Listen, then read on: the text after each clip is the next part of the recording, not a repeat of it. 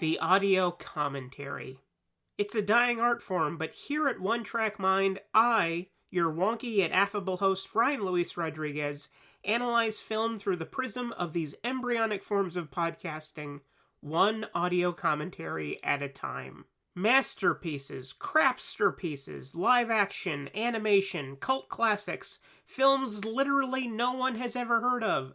No track is too small and no track is too big. Join me and my guests from the entertainment world as we keep these features alive every other Tuesday. Hey, who else is going to discuss Bill and Ted's Bogus Journey one week and Citizen Kane the next? Us, that's who. Sure, you have to put up with my voice, but there's a certain give and take in this industry. That's One Track Mind, part of the Someone's Favorite Productions family and available wherever you get your podcasts.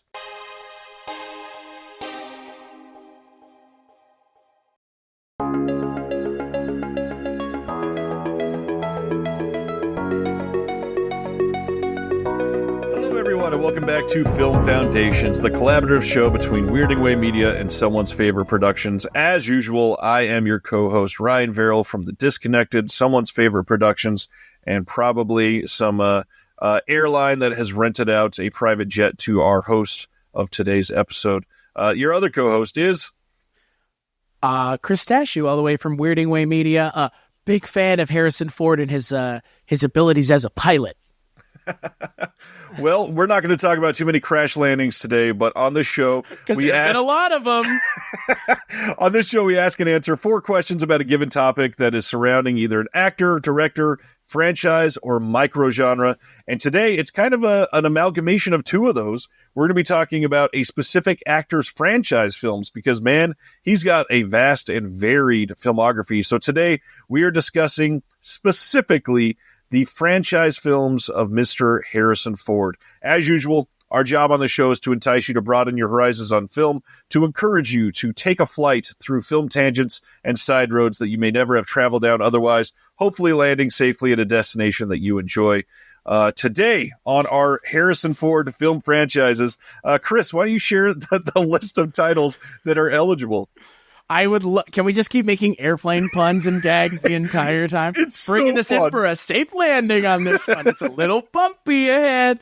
Oh, geez, Harrison Ford. So, like Ryan just mentioned, we're not talking about everything Harrison Ford. So, unfortunately, we will not be bringing up his singular moment in Bruno. That is the best moment of his entire career. We're going to be focusing on his long-form work. So, anything Star Wars, that being episodes 4, 5, 6, 7, and 9, Blade Runner and Blade Runner 2049, Indiana Jones 1, 2, 3, 4, and unfortunately 5, The Fugitive, which has a sequel that is U.S. Marshals that features the same character from that movie that Tommy Lee Jones plays in The Fugitive. Also, the Jack Ryan films, which is Patriot Games and Clear and Present Danger. The other one is American Graffiti, which he is in not 1 but 2 of the films. We also have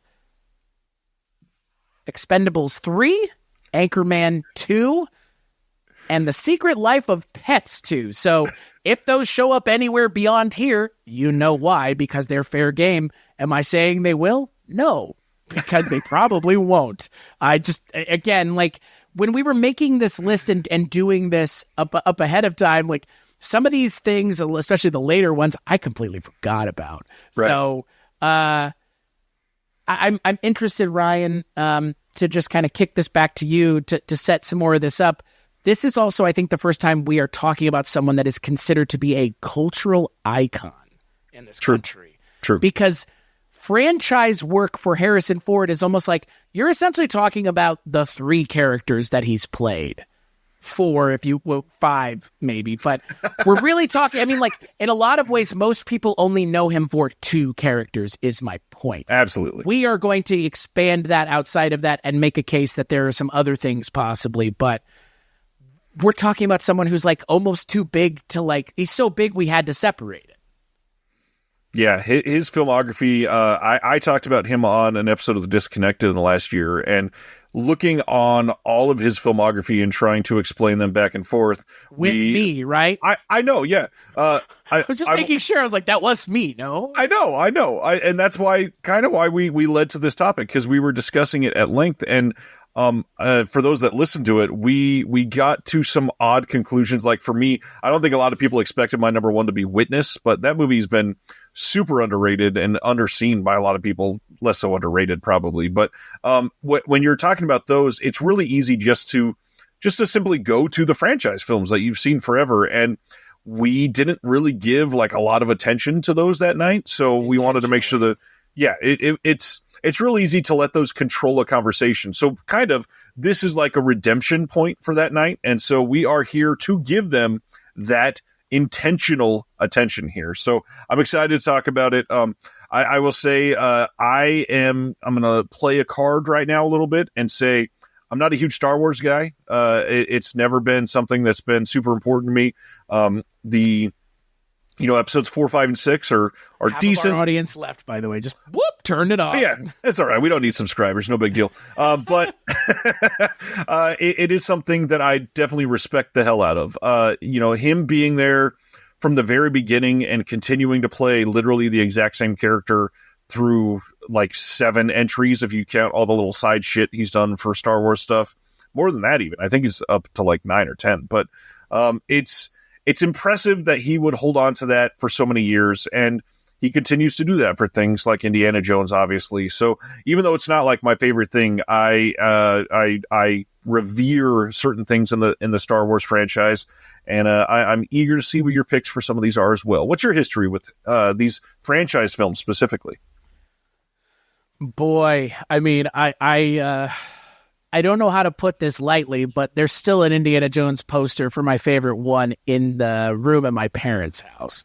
Like, the Indiana Jones franchise for me is just, I don't know. I mean, look, the first 3, obviously, 4 and 5 are very much their own thing for a very obvious reason.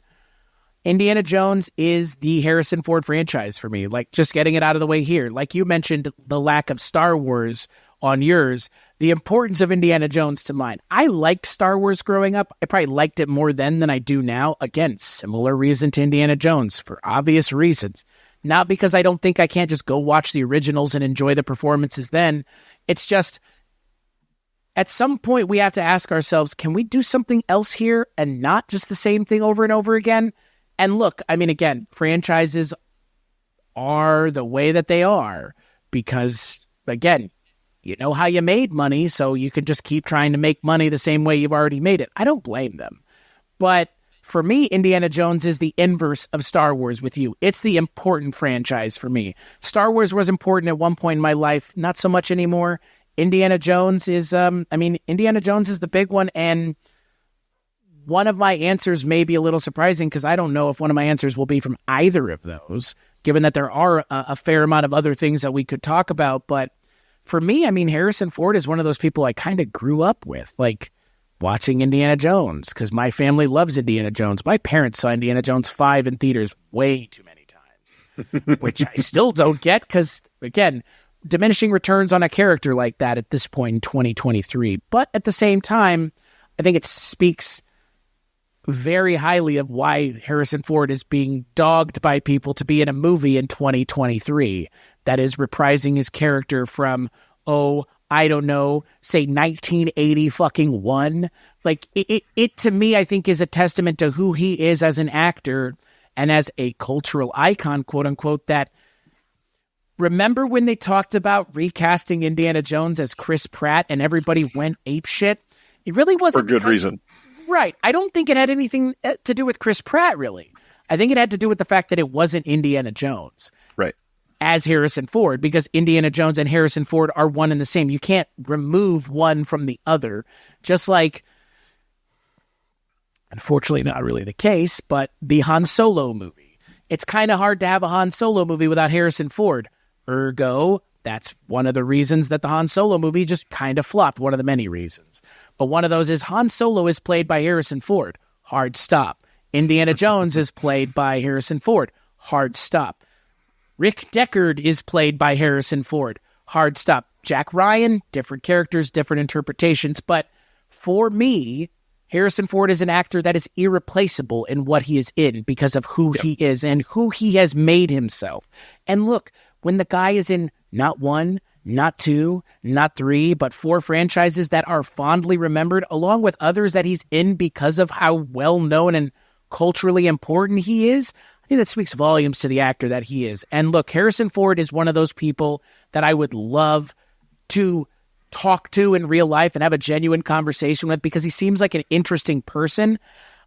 He seems like such a reluctant actor in so many ways, and it's maybe not reluctant to acting, but reluctant to the things that come with acting. And I totally understand that. And I think that there's a mystique around Harrison Ford still because of the way he carries himself. And that's a thing that I appreciate because it reminds me a lot of when cinema was cinema, and this was a thing that people were like, there's a level of mysticism and ambiguity and mystery around our actors. They're kind of one level above us, but that's okay. We don't need to know that they go to Starbucks and buy coffee. Like paparazzi and stuff really destroyed the mystique of being an actor in a lot of ways because, again, Rock Hudson and so many of these other people were able to be massive movie stars but keep their private life private.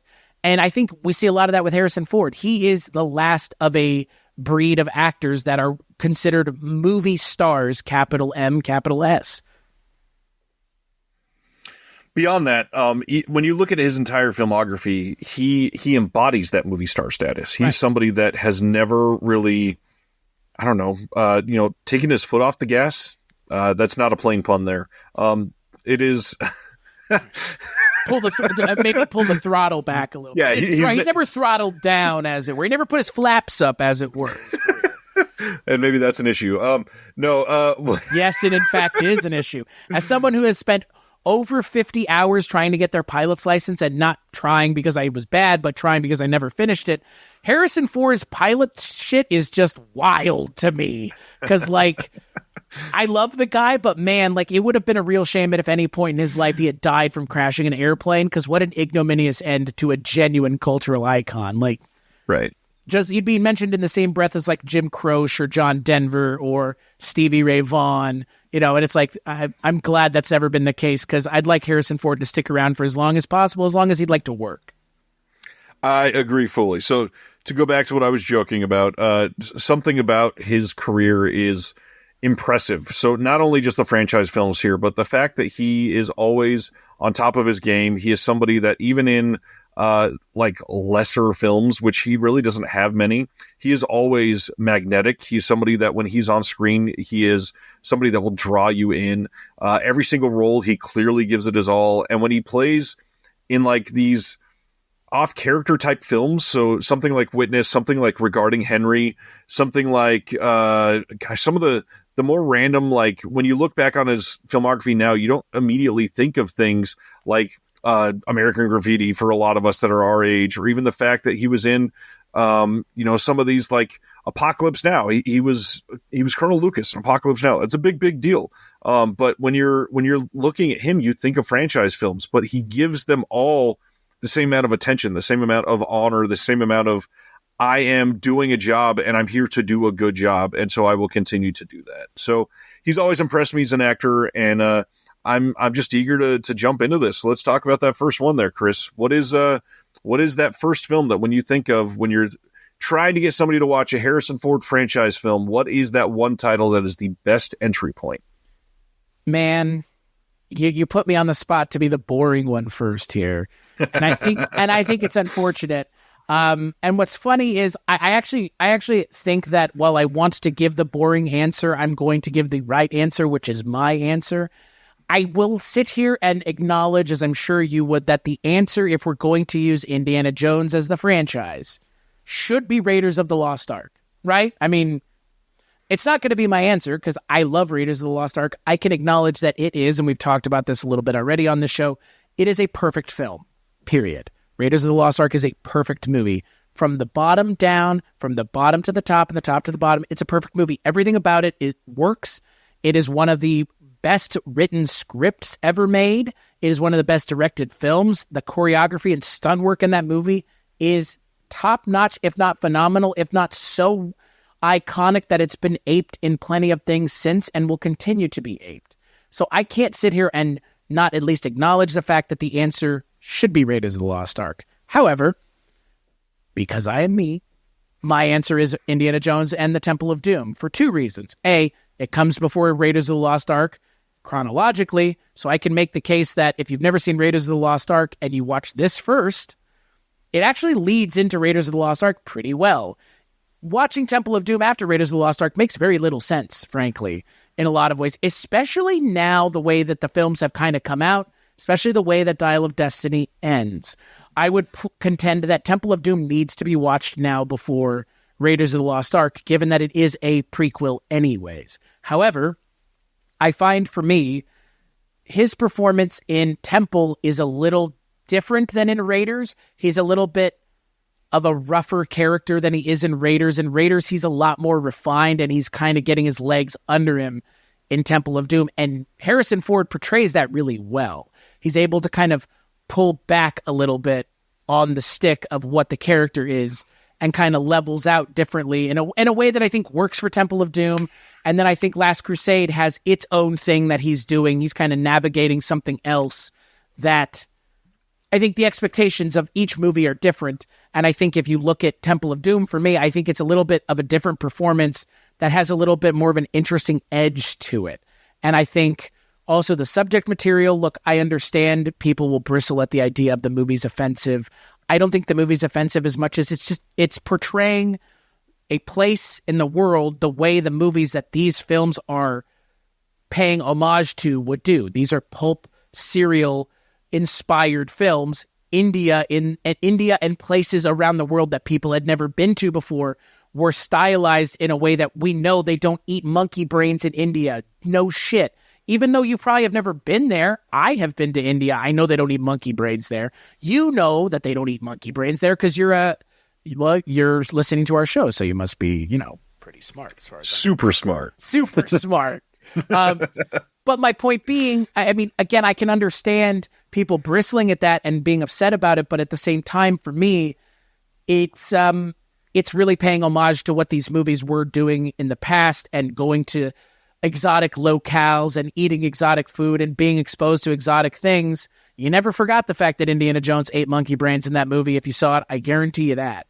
And I'd also like to point out that Temple of Doom also has a very nice redemptive story connected to it now with Ke Huy Quan, who comes out of nowhere 40 years later and kills it in a movie, and that's because of Temple of Doom. Is that why I'm picking it? No.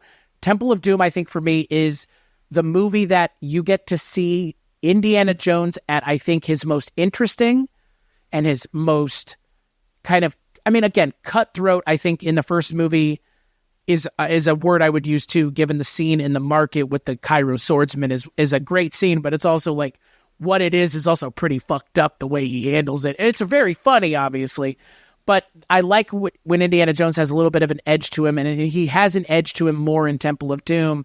And I think that Harrison Ford, when he has an edge to him, really works.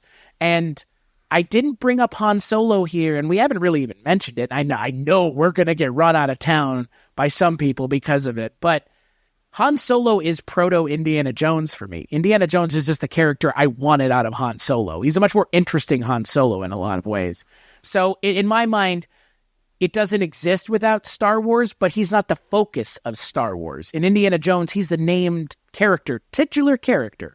So yeah, for me, it's Temple of Doom. And like I said, I feel like I put a pretty good defense up for anybody who wants to try to pick it apart. And I get it. Temple of Doom is a hard movie to love, especially the tone of the movie is a little bit more horror adjacent than Raiders of the Lost Ark. I mean, look, the ending of Raiders is pretty horror adjacent, right? Like it goes full horror movie for like a minute and a half, 2 minutes.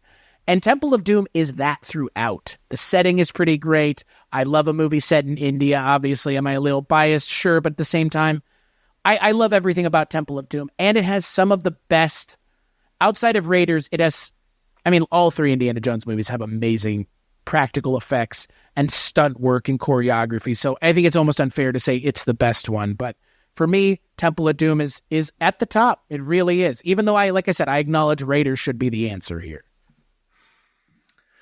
Well, this is a great choice. I'm also kind of impressed because this is going to lead to an interesting dichotomy with what my choice is for this one. And I love that I set the groundwork for the Star Wars slander at the beginning. And my answer here is going to be a perfect companion with yours because I'm going with The Empire Strikes Back. I I easily could have gone with Raiders. I easily could have gone with The New Hope. But I think in all of these major franchise films, I think one of the most interesting storylines that one of his characters goes on is in Empire Strikes Back, especially because you're left in that ambiguous field of like, oh shit, Han Solo is actually in danger at the end of this movie. And the other big thing, yes, I know he's not the named character in the title of the film or anything, but man, he is prominently displayed as the main character in the poster for this film. And this movie, like a lot of people will say the first New Hope was probably more of a Han Solo film, even though none of them really are just a specifically Han Solo film.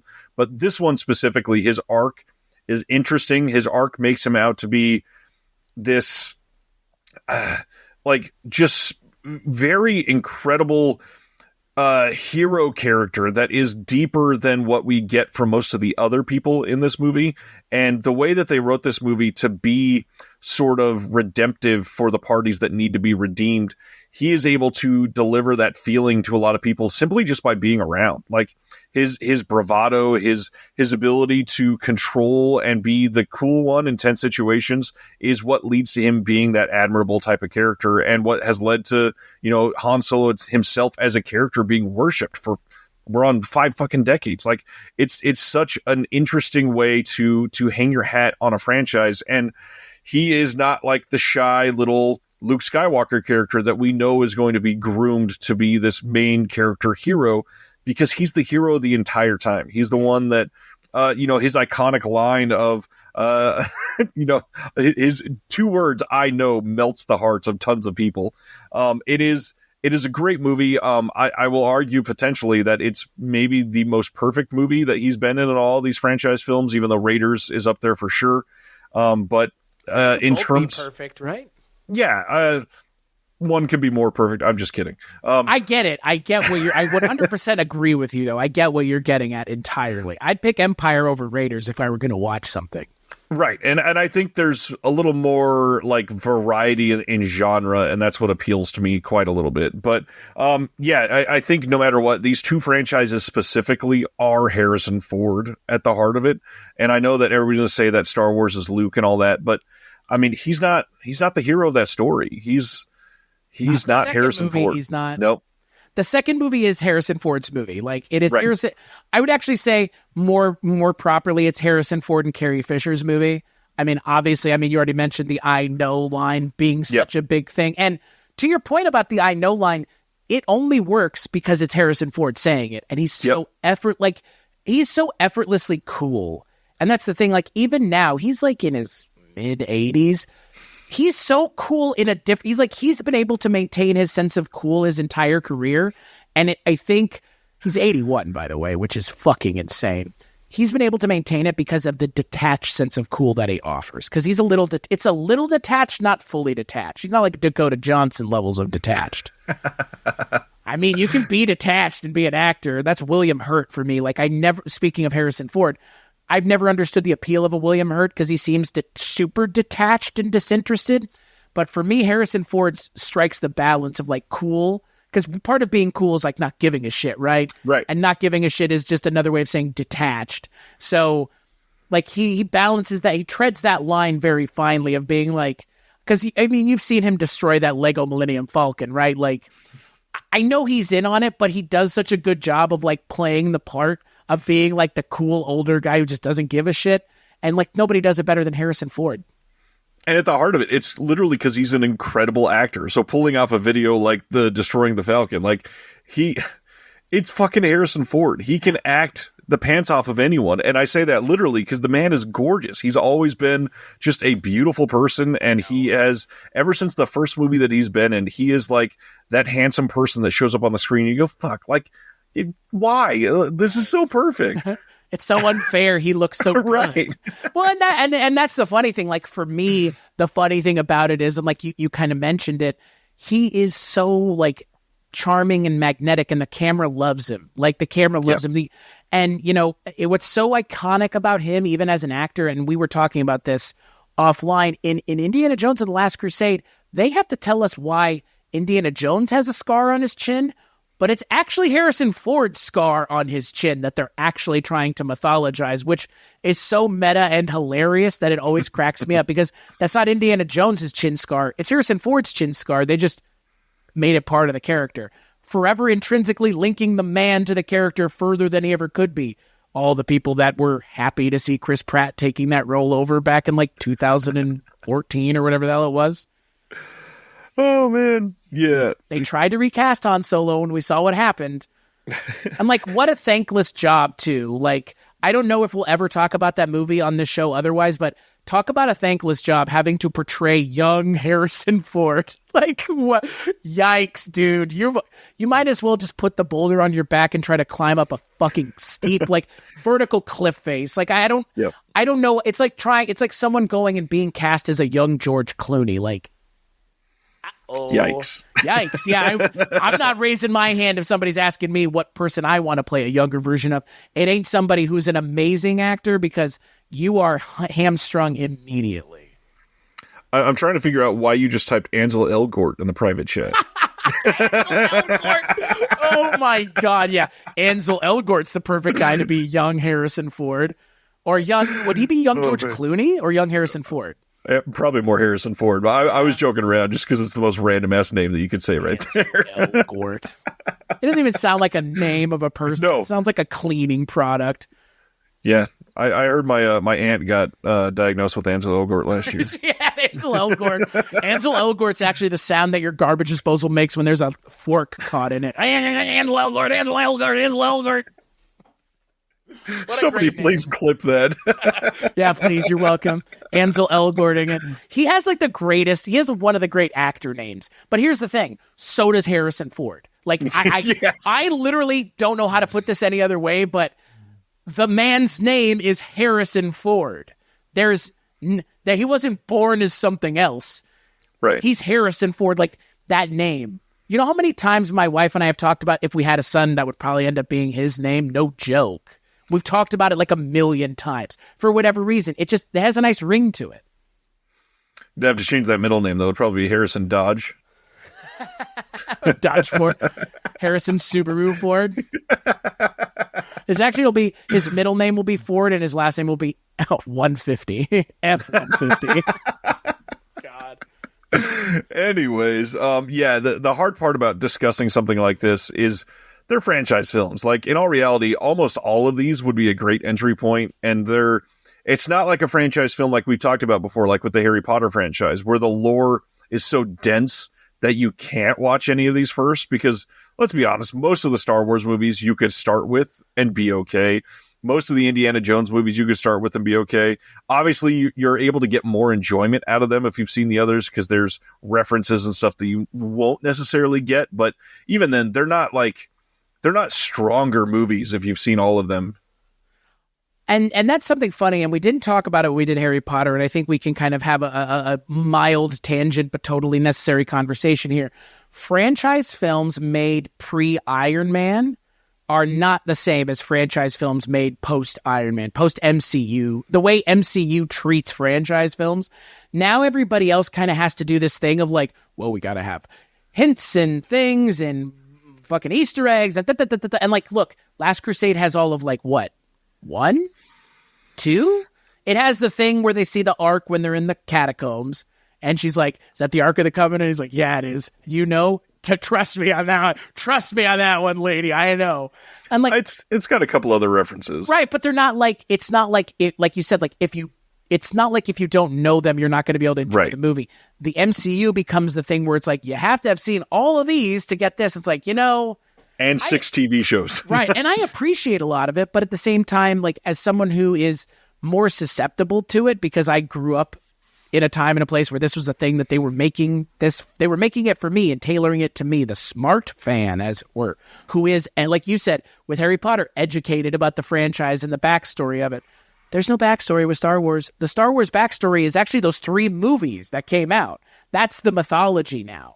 Just like with Indiana Jones. Indiana Jones 5 is really hinting and aping and referencing just 3 other movies. It's not referencing really anything else. But like you said with the MCU, like you've said, and like I'm crowing about here with the MCU can draw from comic books and it's like just packing it with all kinds of shit. Now that's the thing. Before, it was like you said, you could go into a franchise movie and the expectations of the filmmakers were that they understood the expectation of the watcher, which is they don't need to have seen everything else to enjoy this. And the filmmaker wants to make sure that you can watch Temple of Doom without having to see Raiders of the Lost Ark. Because guess what? Less people can see your movie if they haven't seen the first one. More people can see your movie if they're just coming to watch it, not realizing it's the 17th movie in a 16th movie chain. Which is, again, like it worked for the MCU, but now it's not anymore.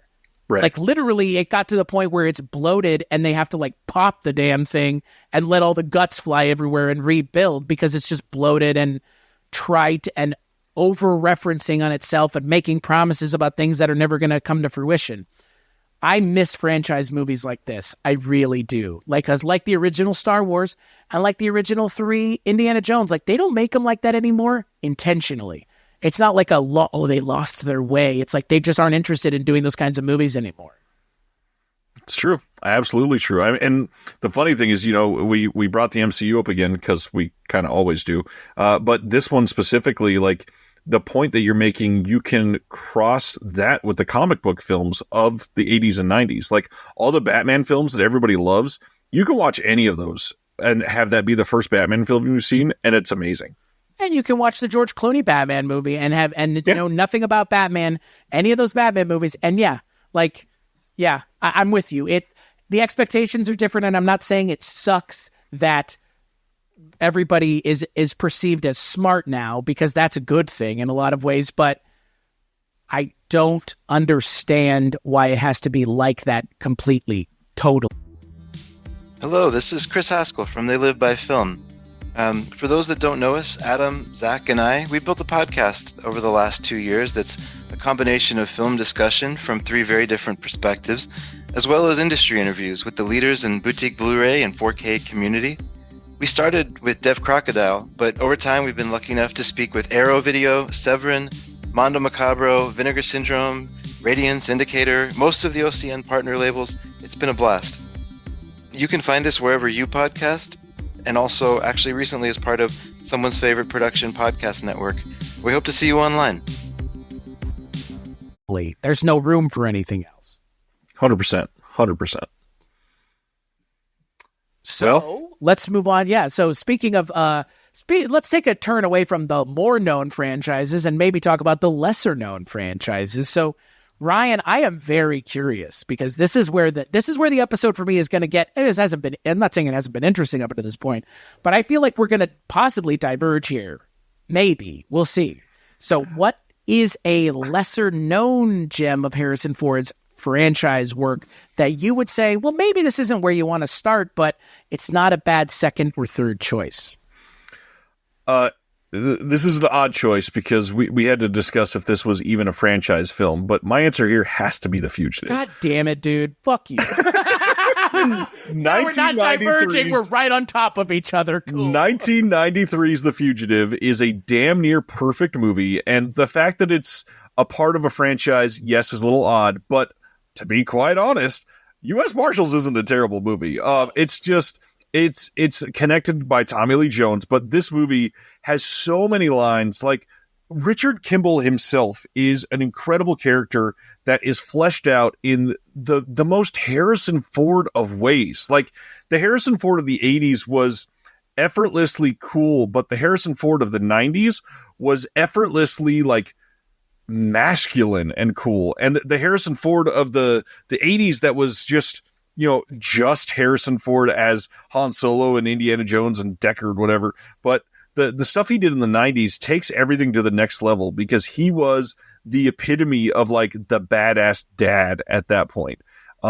He kills it in The Fugitive. This movie, man, I could talk about The Fugitive for hours at this point. But first off, him and Tommy Lee Jones, incredible like adversarial chemistry in this. Really, really well done.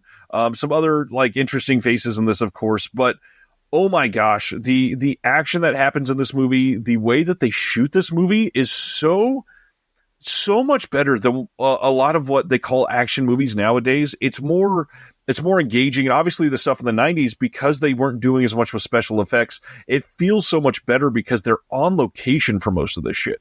They're doing this not on a set, but in a real place that you can feel, that it's tangible, that is beautiful to look at. And on top of that, that makes them be a little more creative with how they shoot. And so you get more dynamic shots. You get more of these like focus shots that when you pull on Harrison Ford's face with the camera, it pulls you to the next scene in a way that is just engaging. And I think we've lost that in a lot of modern filmmaking. And not that we don't make any good films anymore, because I strongly argue against people who say that. But there's something about this era of the 90s that was so freaking special with how they filmed these.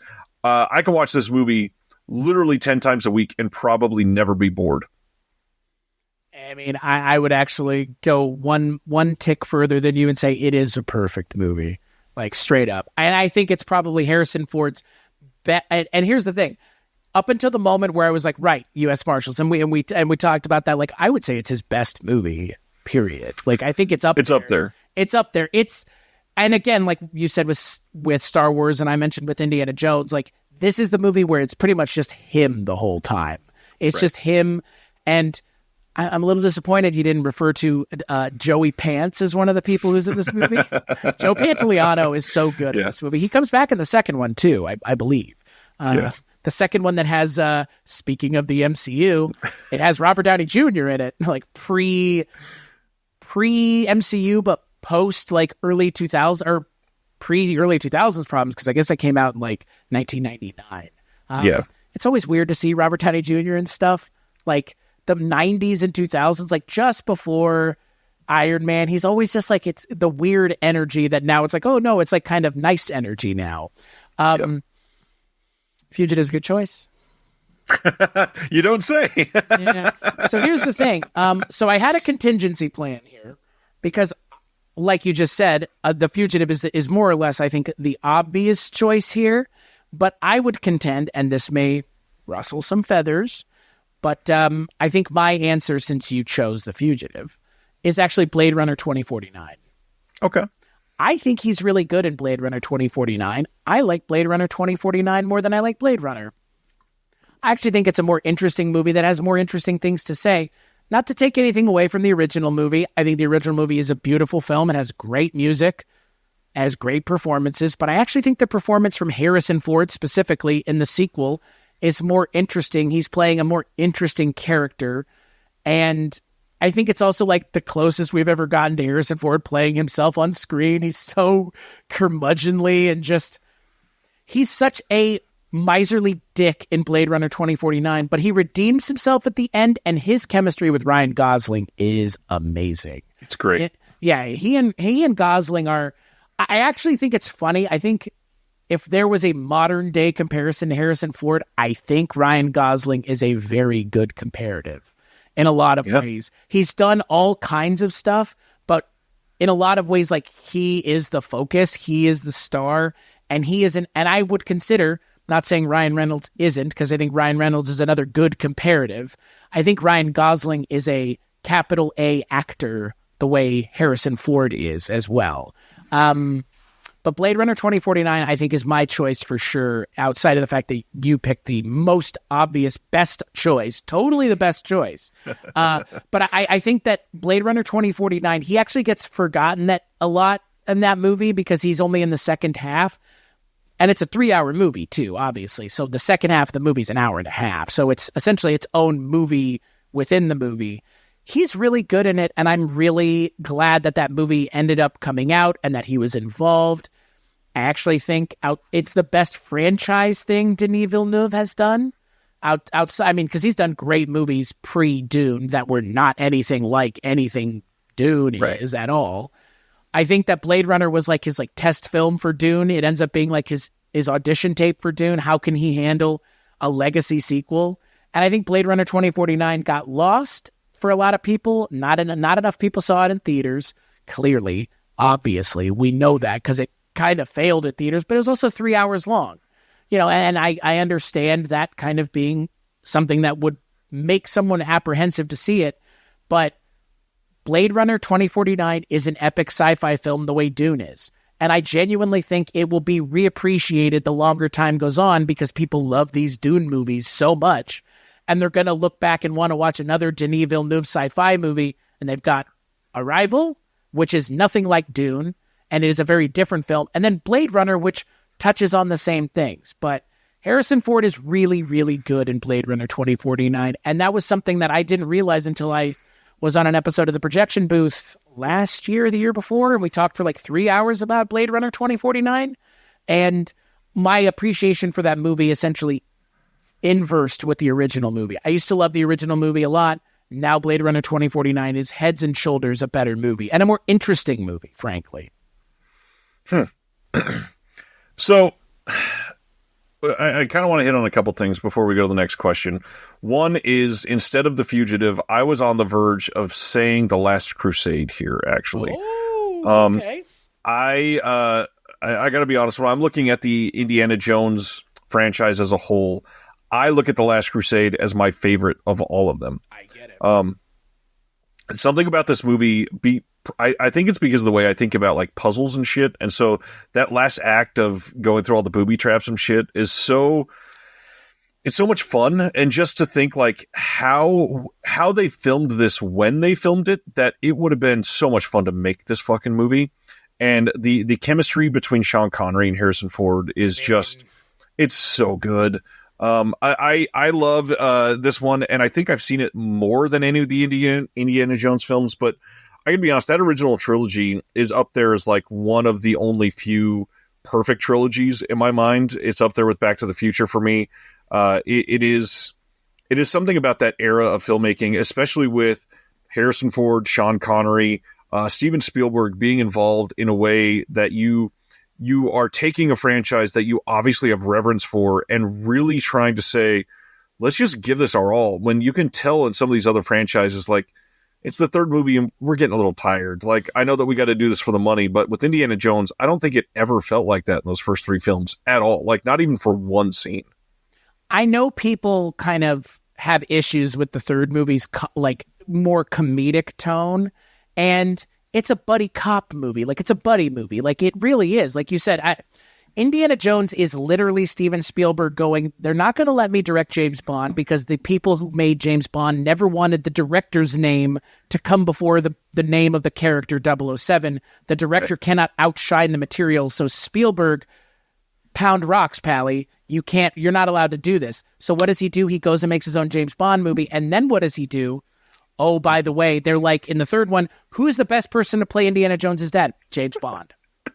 So, and in my mind, like that ends up being, for me, it's the one that I've seen the most. Even though Temple of Doom is my favorite, I've seen the third one the most. You know why? Because it's my parents' favorite one. Yeah. And it was my grandfather's favorite one. Do you remember the Pepsi ad? Do you remember that Pepsi ad? Do you remember the Pepsi ad? Oh my God. Yeah, dude. Uh-huh. On the VHS for the third one, right? Mm-hmm. Mm-hmm. Oh, yeah. If you know what we're talking about, if you know, you know, and if you don't, you could probably find it on YouTube. But that's how much I saw that third one. If we were at my grandparents' house and we wanted to put something on that everybody could agree on, it was either a Schwarzenegger film or it was an Indiana Jones movie. And if it was Indiana Jones, it was the third one. I mean, that sounds like a good time. It was. Sounds like a good time in 1995. Hell yeah, man. Hell yeah. Dude, that's the thing. Like, my grandfather was such a fucking troll. He showed me when I was like 7, Predator and all like Die Hard and all sorts of shit where it's like, I shouldn't be watching this, but hell yeah. Like, I appreciate so much the movies that I watched growing up because the people that in my life that liked movies end up liking good movies. They liked Indiana Jones and Star Wars and Alien and like just being spoiled growing up in that time and place. But it bums me out when people say they don't like how fun Last Crusade is. Because for me, Last Crusade is the fun Indiana Jones movie. Oh, absolutely. Yeah. And it's the one that's more quotable for me. Like, it has some of the best lines, like no ticket is just, everything. Everything about the third one is fantastic. I did want to ask you, in Latin, how is Jehovah spelled? Oh, God. I'm not going to with remember an this I. right now. You said you like Last Crusade at the end of the movie. That's my favorite line. But in Latin, Jehovah spelled with an I. And then he steps on the wrong thing and falls into it. And you get that awesome matte painting. Yeah. They don't make movies like that anymore because they can't, because now we have computers. I know, it's such a shame. Matte paintings and doing things in camera. My God, what a novel concept. That reminds me, there was a documentary that was made, I think last year, of the movie Clue, and the way they did the scene of them driving up to the mansion in the beginning of that was, it was an actual house, but they did basically a matte painting on fiberglass around the shape of the house, so they could hold it up and make it look like it was way up on a hill and crazy dark and all this other shit. And those were thought long lost for a long time. And somebody finally found them like a year and a half ago. And that sort of thing is just like, that's a part of cinematic history for so many of us that love these films. And another example, they just did one of those crazy Hollywood auctions, and there was some like one of those crazy miniatures where they built like the entire scene from a small town, like Back to the Future. They did miniatures all the times for big shots like that. And the fact that you can just be in LA and buy one of these things for like $5,000 and own a piece of cinematic history is insane to me. I know. I feel like that's the final frontier that neither one of us have really broached. I know you have some stuff, but neither one of us have like a thing, a thing. Like the stuff you've shown me at your house, stuff I have similarly, it's like small things like on a card or like something to that effect. But you know, the life-size Sylvester Stallone that was frozen in Demolition Man, that maquette is up for sale right now if you want to buy it. I think it's like $5,000 as a starting bid. Can you imagine having that hanging on the ceiling of your house like they used to at Planet Hollywood? Because I'm pretty sure that's where they're selling it from. A random tangent, not really random, but something that I think about often. I used to have a book, a coffee table book as a kid. I don't know if you remember this book. It was like the Lucasfilm Archives book, and it had like Indiana Jones props, and they took like really nice pictures of them. You know what I'm talking about? Yep. That book was fucking awesome. It was like a museum, yeah. Yeah, and man, you got to see all the props and shit. This was like a couple years after the movies were done, so they were not completely degraded, which always makes me laugh that people think, what do you think, props from movies just don't degrade? Like, that's what the puppet looks like now? Yeah, that's what the puppet looks like now. It's like 70 years old. But yeah, I have a very large affinity for practical effects and then like the props from the movies, like, because again, like there's really very few things as iconic in cinema as Harrison Ford's Indiana Jones hat, the bullwhip, and the fertility idol. I mean, the fertility idol for me is up there for like iconic things from movies. And I mean, where does it come from? Indiana Jones. So yeah, Indiana Jones for me is just like, it's like you said, I think it's a perfect franchise, the first three. It's a perfect trilogy. Perfect trilogy. Yeah, not a franchise anymore. Though I will say, Young Indiana Jones, if you've never seen it, kind of smacks. Great. Yeah, it's pretty good.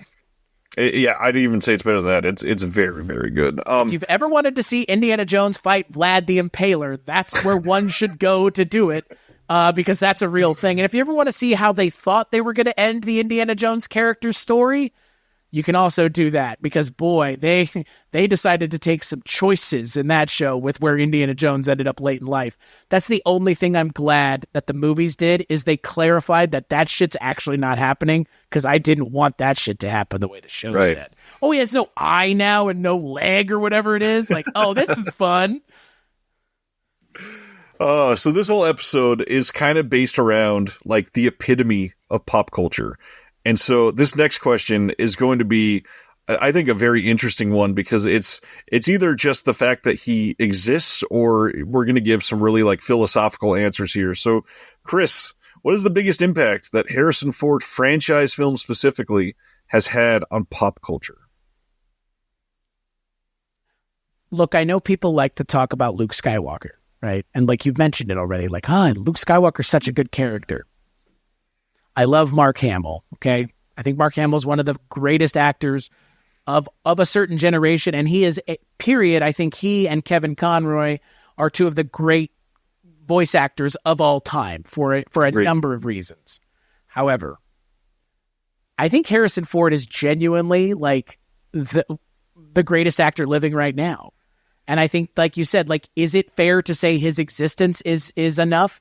I think that's, I mean, to your point, like, clearly your point, like, that's the lazy answer here. I think it's the fact that Harrison Ford has created and instilled within more than just one generation of people a love of cinema that hopefully led to things beyond Indiana Jones and Star Wars. Because those are two very, very solid entry points into cinema, period. Let alone action films, let alone sci-fi films. Harrison Ford being able to maneuver his career and be in movies that are classics. He's how many movies is he in that are classics? Like, so it's hard. I was about to right? say, with those ones specifically, any actor in the world would have been honored to do one of those two franchise, and he got to do both. Well, and I say this all the time with John Williams. Like, can you imagine just doing the Star Wars theme and that being your calling card? Let alone Superman, Jurassic Park, Harry fucking Potter. What else? Jaws? Oh, let's not forget Jaws in there. Never heard of it. Close Encounters of the Third Kind. Like, again, I could keep going, but for me, it's like there are just some people that are working that if they were not working, the world would be a lesser place for it because the level of pop culture importance that they bring to everything that they work on is hard to ignore, period. It's why people are so disappointed when the movies that come out post the trilogy of Indiana Jones aren't very good because, like you said, those movies are remembered so fondly, it's hard to not get disappointed. It's hard to not watch those movies and go, oh man, Indiana Jones 4 kind of isn't great. Like, but at the same time, it's a lot better than people give it credit for. The first half, at least, given where we end up with the fifth one. But that disappointment comes from a place of love for an actor and the things that he's done and a reverence. That's what it is. Harrison Ford has created and has allowed us to revere characters in a way that only he can because of the level of actor that he is. Indiana Jones isn't really Indiana Jones. It's just Harrison Ford in a hat. Han Solo isn't really a character in a movie. It's just Harrison Ford in a jacket. And like, that's how good of an actor he is. Jacket, vest, carbonite, pretending to be blind. Boba Fett where? Harrison Ford, I think it's so hard to talk about Harrison Ford holistically, which is why we're not. We're talking about a one specific group of things. It just happens to be that those are the things he's known for, like, period. And I don't even know if he's known more for Indiana Jones or for Han Solo. I think that those horses are in a competing race permanently because when it's Star Wars movies coming out, it's Star Wars. When it's Indiana Jones, it's Indiana Jones. And then, like we've mentioned, there's plenty of other things that he's been in as well. But Harrison Ford, I think, just again, like, just being Harrison Ford is enough. But he has created characters that stand the test of time, unlike even people from the movies that he's in with him. Like you mentioned, Luke Skywalker. Luke Skywalker is a fun character and all, but to me, he's like Leonardo from the Teenage Mutant Ninja Turtles. He's like the boring, uninteresting one because he has to be the goody two-shoes hero. It's like Harry Potter. Harry Potter's not an interesting character. He's pretty boring. Everybody else surrounding him is much more interesting because they're fallible.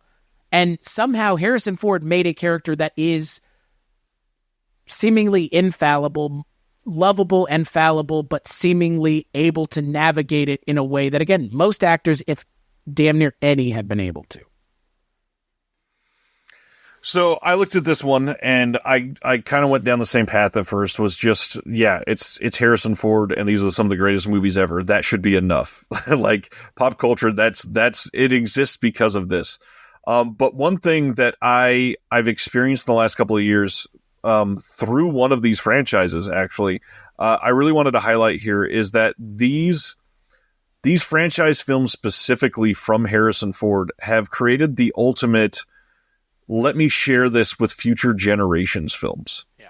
And so sitting down with my kids over the last couple of years to watch the Indiana Jones movies was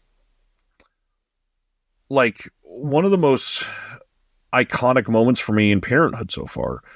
Showing them Back to the Future, showing them Jaws, showing them Indiana Jones were the moments that I've been dreaming of since the moment my wife told me that she was pregnant. And seeing my kids' eyes light up like, this dude is running from this giant boulder, this dude is, holy shit, they're eating monkey brains. Like, the moment that I can see them discovering cinematic history through the same eyes that I watched them 30 years ago was absolutely life-changing and fulfilling something that I've wanted for a very, very long time. And so now I'm really starting to think like these specifically from Harrison Ford are some of those movies that through different points of my kids' lives are going to be foundational films for them the way they were for me.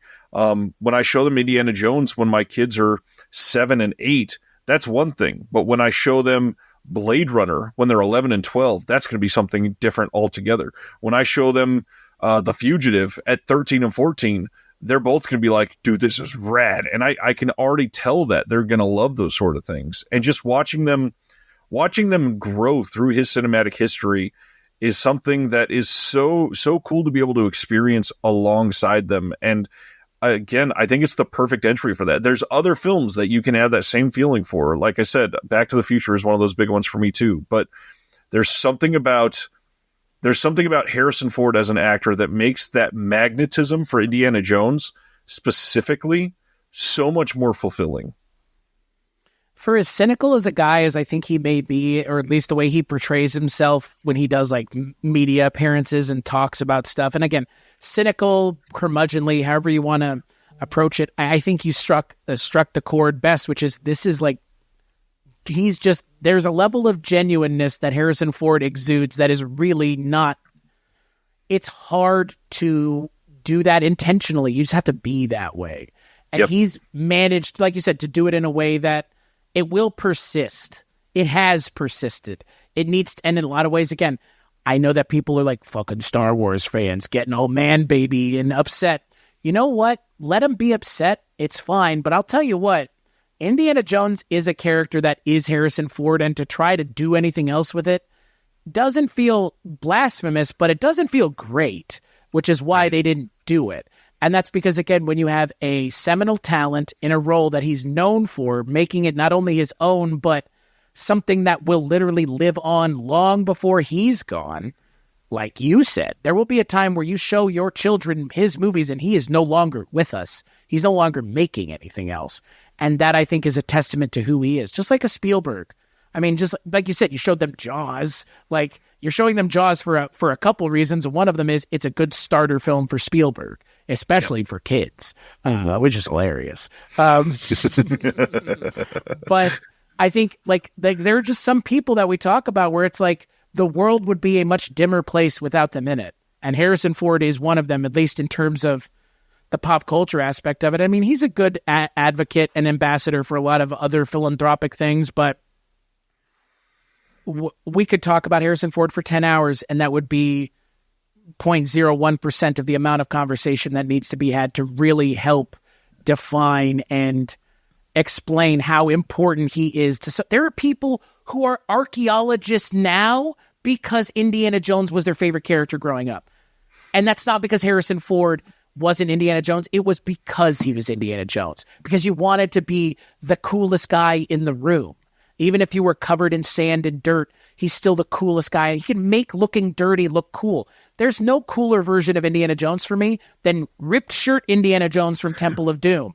Right. Conversely, there's no suaver version of Indiana Jones than Indiana Jones doing the James Bond thing at the beginning of Temple of Doom in the white dinner jacket. Like, there's nothing more iconic for me than that, and it's Harrison Ford. It's not somebody else doing it. It's Harrison Ford.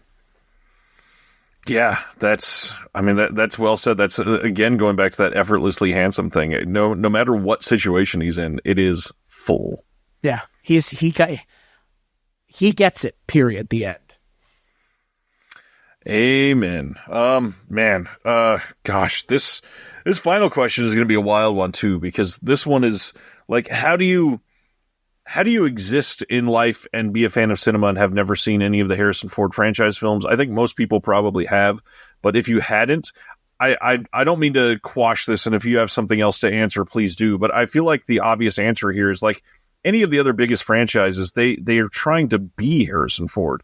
You've seen some sort of franchise films, whether it be Robert Downey Jr. in Iron Man, or whether it be Michael J. Fox in Back to the Future, or whether it be some of the names that are kind of cool in Lord of the Rings. Like, a lot of people are just trying to be Han Solo. A lot of people are trying to be Indiana Jones. And so watching any of these, I don't know that I have an answer for anything that could be a bridge to this when he is the epitome of it all.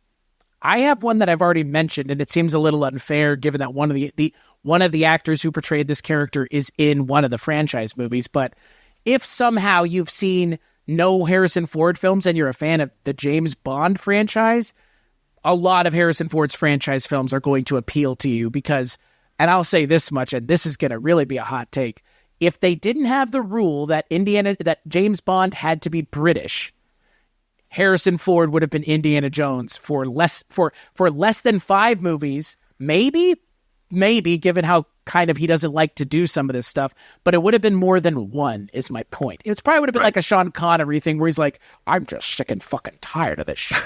And it's like, I get it, because I think Harrison Ford and Sean Connery in the same breath are very similar, right? Sean Connery, the reason that James Bond is the way that it is and has been handled the way that it has is because Sean Connery said, I kind of don't want to keep doing this anymore. I want to go do something else. And Harrison Ford kind of said the same thing with Han Solo. I mean, again, not to spoil a movie that's 40 fucking years old at this point, but Return of the Jedi was meant to have the death of Han Solo that we end up getting later in the franchise. Right. And that was what he wanted. Because guess what? He didn't want to keep doing the Han Solo thing. And I can only imagine how much money he made to come back for Force Awakens and then to show up for like 2 seconds in the other one. But my point is, like you said, like in a world where cinema exists, how could you have not seen a movie of his? Like you said, he's in some of the biggest movies of all time. I think maybe another cheat answer here is if you are into big name actors, like now for a lot of people, Robert Downey Jr., he didn't used to be, but he is now. He's kind of had an up and a down and then a way up to the point where he doesn't even have to act anymore. Like a Robert Downey Jr. or a Tom Cruise or a Sylvester Stallone, like the people that are venerated as movie stars from a time and a place where it's a different way of being a movie star than it is now.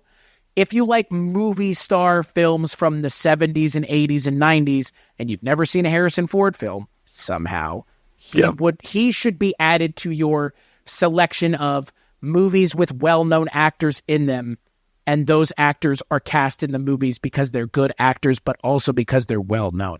There are plenty of actors that we know out there that are not great actors, that they're cast in things because of who they are. Like, again, I don't want to drag Megan Fox, but she's a good example. Like, she's cast in a lot of stuff because she's Megan Fox. I mean, I don't know how great of an actor she really is, but she's been good in some things, but not most things. Right, but not most things. Harrison Ford, I don't think he's been bad in anything. No. And again, like, that's because they cast him in things because he's Harrison Ford. So, yeah, I think you're right. I mean, there's no easy way to answer this. I think my cheat really is James Bond because, like, again, Indiana Jones really just is Steven Spielberg's James Bond. And frankly, I wish I had 50 Indiana Jones movies and less. Some of those Bond movies I would trade for an Indiana Jones movie of similar or higher caliber quality. Well, and what's funny is the James Bond answer kind of fits with mine and makes a little more sense too, because it's a bunch of actors that are trying to be that cool person and just aren't as cool as Harrison Ford. So it's just proof positive that he is head and shoulders above so many others. Funny enough, I don't agree with that statement. I think I actually think that Connery is on the level of Harrison Ford. I think that I think Roger Moore is as well, and I think Pierce Brosnan. As much as I don't like Daniel Craig, I actually think all of the actors are on his level because they wouldn't have played James Bond if they weren't. No, I'm not saying they're not good actors. I'm saying none of them are undeniably as cool as Harrison Ford consistently. Okay, if we throw that last word in there, then yes, I agree with you. And you throw consistently in at the end, yeah, I agree, because Harrison Ford, and this is the other thing that we didn't mention here. We alluded to the fact that we've talked about this before on your show. Disconnected. Harrison Ford is great in everything else too. That's not a franchise movie, right?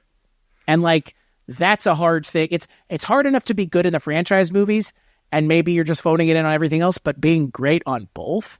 I mean, my picture in my little subtitle here has nothing to do with a movie that we're talking about, but it's a great movie in and of itself. It's Die Hard on an airplane with the President of the United States, who's played by Harrison Ford. Like, And you know what, by the way? I'd take him over any president that we've had. Could you imagine a president as cool as Harrison Ford? Or Bill Pullman from Independence Day? I mean, that's the guy that I want my president. Thomas Whitmore is for president. Let's make that t-shirt and sell it. Because, brother, that speech in Independence Day gets me going every time, unlike anything else I've heard in real life. So, yeah, I mean, Harrison Ford even played the president at one point. Like, what do you need to say there? Yeah, not much else you can say. And not only played the president, played the coolest president probably ever. And was referenced in Scary Movie 3 as well as being president, which still cracks me up. President Ford, just a picture of Harrison Ford.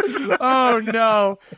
God. I guess that takes place in the Air Force One universe. I don't know. Well, now that's a franchise. Yeah, that's a franchise, so we can say Air Force One. Well, let's go back and re-record. Air Force One is totally worth watching. I think it's unfortunate that we didn't get to talk about some of the other action-y movies that Harrison Ford has been in, but I don't think any other one really needs to be mentioned other than Air Force One, because I think all the other ones are franchise movies. Let me take a look. I mean, he's done some other Bring cool up things. Cowboys and Aliens. Please don't do it. You know better, and so do I. Speaking of, is it weird that he was in that with another James Bond the same way he was with a James Bond in Last Crusade, and yet the outcome was so drastically different? That is very, very true. Yeah. Yeah. And you know what the sad thing about that movie is? That's like the worst Jon Favreau movie, which is it's still a pretty high bar to be the worst Jon Favreau movie. That's true. Yeah, I like him a lot. Yeah, his name just made the list. That sounds so sinister, but I agree. All right, Chris. That brings us in for a landing on this one, and now I'm curious what we should do to bring this to our end of the episode here. So why don't you share where everybody can find you? You can find me over at weirdingwaymedia.com, where this show and so many other fantastic shows can be found. I won't name all of them and bore you. You should go look them up yourself and click on an episode. Give it a listen. Give it a try. Even if it's something you don't know a whole lot about, you might be entertained by the people talking and maybe want to jump into the thing that we're talking about. Sometimes the horse can lead the cart, and sometimes the cart can lead the horse. weirdingwaymedia.com. What about you, Ryan? Everywhere under the Disconnected and Someone's Favorite Productions. And one thing I'll say about this show before we pull it to an end is we don't say this enough, but we'd love to hear your answers for these questions. Tell us about it in the comments everywhere that you're reading about this, everywhere we share this on social media. Rate the movie on iTunes, wherever else you listen to podcasts. Let everybody know what you think, because all these questions are fully subjective, and we know that many people are going to have different opinions, and that's kind of what we hope the draw of the show is you listen to this if you've never heard something because you're interested in diving into it, or if you've heard something, you might listen to it and go, what the hell are these crazies talking about? Like, I want to see what's wrong with their answers here. So let us know in the comments how wrong we are. But in the meantime, we hope that you watch something new, broaden your horizons, and just go on weird cinematic journeys, because that's where we learn the best about ourselves. So until next time.